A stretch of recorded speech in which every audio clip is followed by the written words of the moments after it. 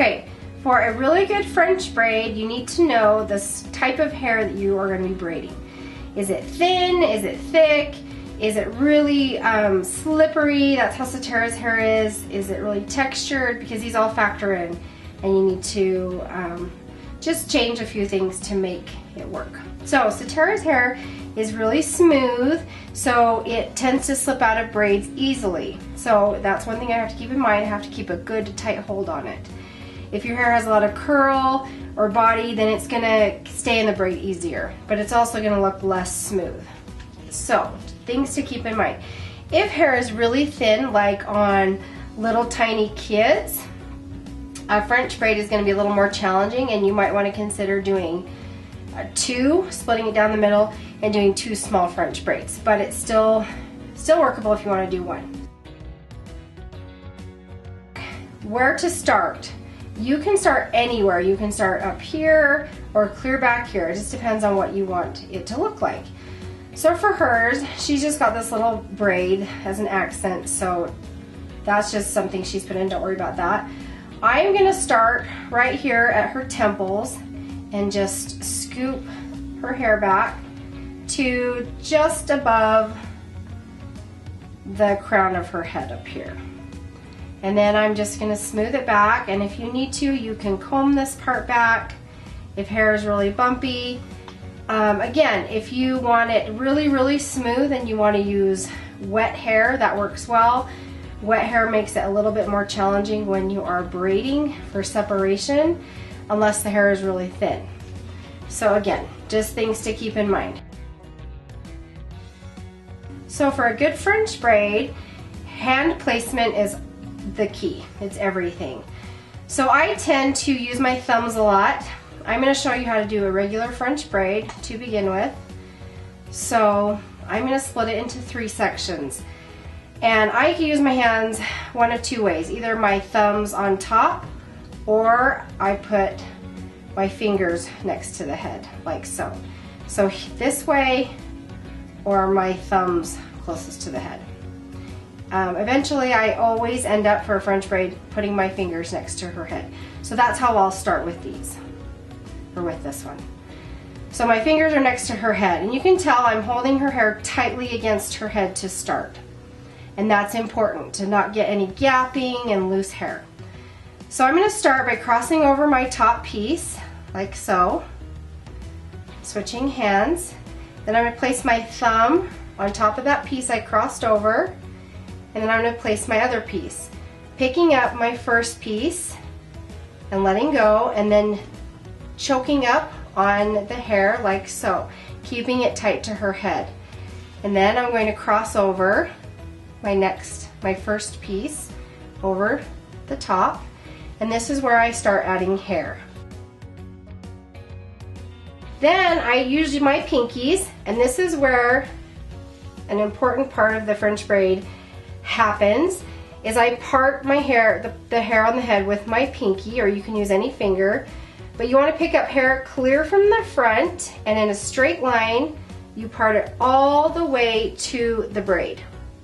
So many times I see this. They just pick up hair and put it in. So that leaves all of this hair that is in this section loose that will be dragged into the next piece. So that doesn't make it look very nice and clean. So you want to part it all the way to the braid, and that gives you those nice clean lines. And then after I've done that, then I'll come in, and I just like to finger comb it. You can use a comb if you want. I think that makes it a little bit harder than it needs to be. And if you have bumpy hair, it's okay if it's bumpy. Just depends on what look you're going for. So now that I've crossed that hair over, I've incorporated it in to that top section I have. So I've got 2 sections here. They're separated by this middle section and 1 piece here. So now I come up with my first finger, separate them again, cross this piece over, and once again I'm going to part with my pinky from her face all the way to my braid, grab it with my other finger and incorporate that in that top piece, and just finger comb it in. So now I pick this piece up, the middle one, separate my two sections here, and cross it over. And then I do it again. So now I'm going to part off another piece. And an important thing to notice as well, turn your face, sweetie, is I'm only going to go as wide or as deep as these stitches that I'm doing. So this is about an inch, so I'm only going to pick up or part off a section that is that same width. So my lines are always straight going over. If not, you can end up with pieces that look like this or more. Then you get that nice bulging gapping when this gets loose, because it will get looser. So just make it the same width as the stitch that you're doing. So I part that off, grab that with my finger comb it over. And you notice that keeps this hand totally free so that I can fix that. And I pick up my bottom piece, separate it from the hair underneath, make sure I'm not grabbing any of that, switch hands, put my thumb on top to keep that tight, and push that over in my other hand. And I just continue doing this until I get farther down her head.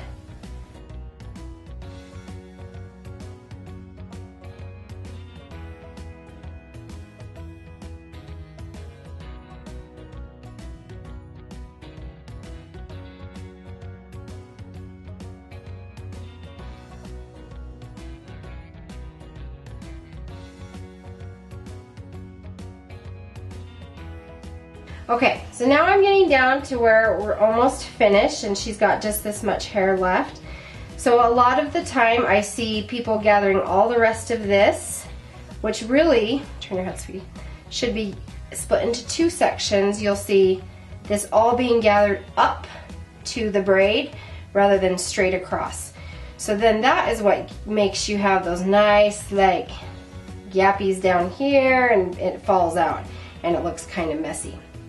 So just keep doing the same thing you've been doing. Go straight across. Make sure always that that line is clean and you're not picking up hair that's here on her head, but just the hair that's going into the braid. And you want to follow the curve of her head. So I'm going to have her push her head forward, and the head starts going in more, so you want to keep that braid nice and tight to the head as you continue. And don't let this hair gap or get loose. And it will look so much better. So now I'm going to put all the rest of the hair on this side into her braid. And I've still got hair on the left side that's going to go in on the other side. Don't reach under and grab hair underneath and pull it over as well. Just keep it on the same side. You're noticing how tight I have to keep it because her hair is so slippery. There's a couple things you can do to make hair like this a little easier to manage. You can spray it with hairspray beforehand. You can try texturing spray or even dry shampoo. That helps it give a little bit more grip. Okay, and then this is my last section. Pulling that straight in. And then I'm going to pull this up close, nice and tight to her head. And sometimes you yank on baby hairs, which you can try not to do too much.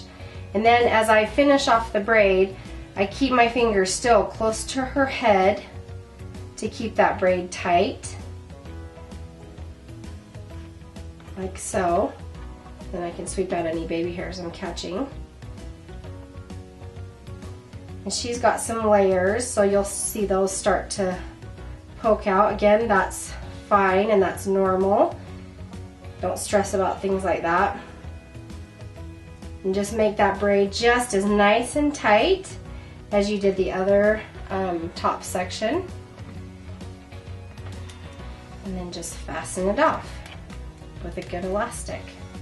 Now, if you like your braids pulled loosely, this is where you can come in and pull on the braided parts. Don't pull on the pieces that have been brought in, but just on these pieces themselves, and you can pull those nice and wide. We're gonna leave this one tight for now. So you can see how nice and even those lines are into her braid. It's nice and smooth. And this down here isn't gapping at all. And make sure to subscribe so you can see all of our videos. Make sure to comment what you want to see down below and give us a thumbs up if you liked this video. We'll see you next time. Bye.